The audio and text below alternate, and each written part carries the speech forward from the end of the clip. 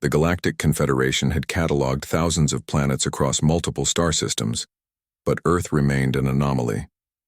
Classified as a death world due to its extreme weather patterns, tectonic activity, and aggressive fauna, Earth was largely avoided by the spacefaring races. Commander Vex of the Tarian fleet stood on the bridge of his warship, staring at the blue-green planet on the main view screen. His scaled skin rippled with anticipation as he addressed his crew. Intelligence reports confirmed the humans are still primitive. Their military technology is basic compared to ours. He gestured to the tactical display. We attack at sunrise, over their most populated continent. The Taurians had conquered 17 worlds in the last cycle. They were feared across 3 sectors, their warrior culture demanding constant expansion. Earth would be their 18th conquest.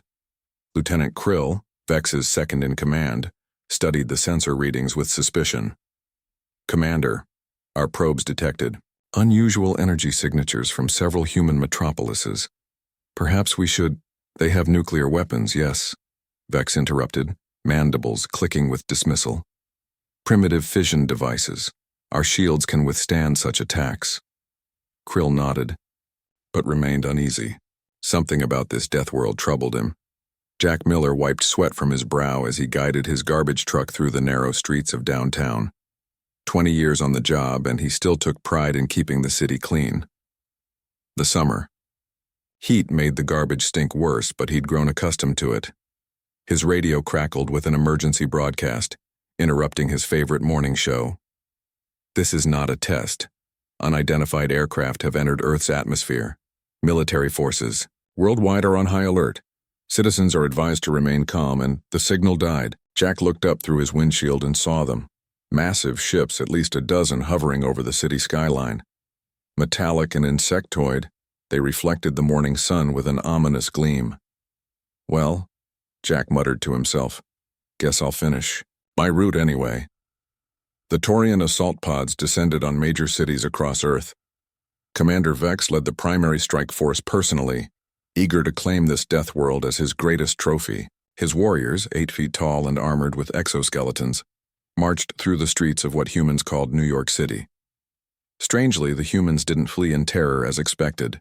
Many simply watched from windows or sidewalks, some even recording the invasion on handheld devices. This confused the Taurians, who were accustomed to causing panic wherever they went. Primitive species often freeze in fear, Vex assured his troops. Gather them for processing. As the Taurians advanced, they encountered something unexpected: piles of waste along the streets.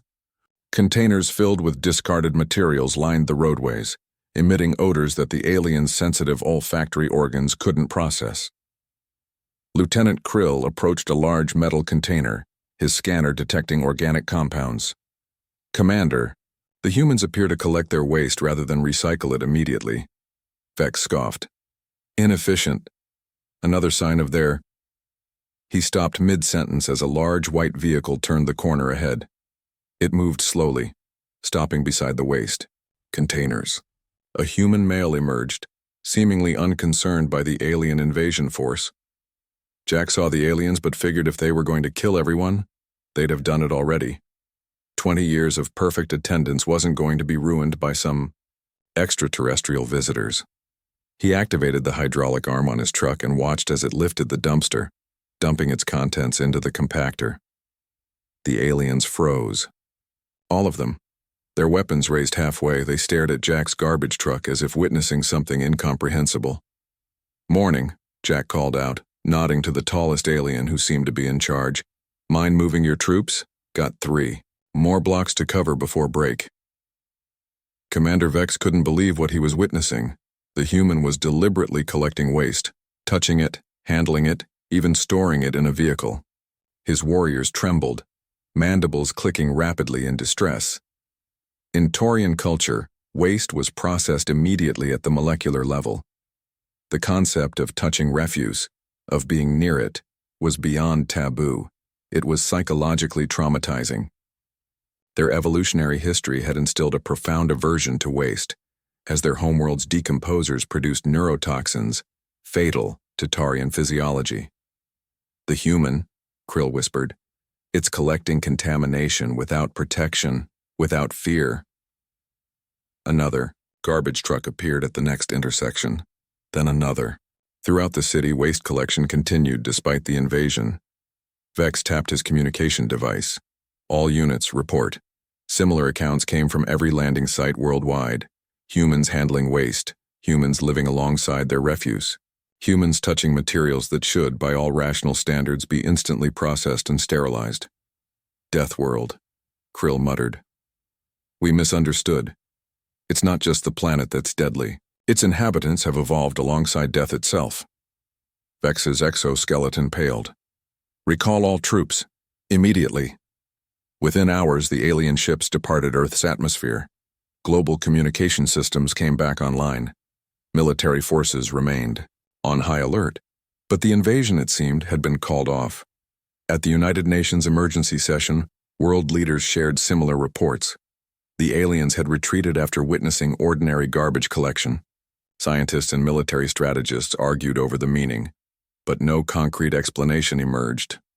Jack Miller finished his route and returned to the depot. His supervisor greeted him with amazement. You kept working during an alien invasion? Jack shrugged. Garbage doesn't collect itself, aliens or no aliens. 1 year later, Earth received its first official communication from the Galactic Confederation. Earth was classified not just as a death world, but as the home of deathless ones. Beings who could handle contaminants without fear, who lived alongside their waste and survived. The Confederation offered trade agreements and non-aggression pacts. They requested no human visitors to their worlds, but established orbital stations for diplomatic relations. Commander Vex, demoted after his failed invasion, spent his remaining career studying humans from afar. He never forgot the sight of Jack Miller emptying those dumpsters, a simple act that had revealed humanity's most terrifying quality, their ability to coexist with what other species considered certain death. In the annals of galactic history, Earth gained a new reputation. Not just a death world, but a world whose inhabitants conquered death daily, without even noticing they were doing it. And every morning, when the garbage trucks rolled through Earth's cities, the few alien observers in orbit shuddered in renewed terror.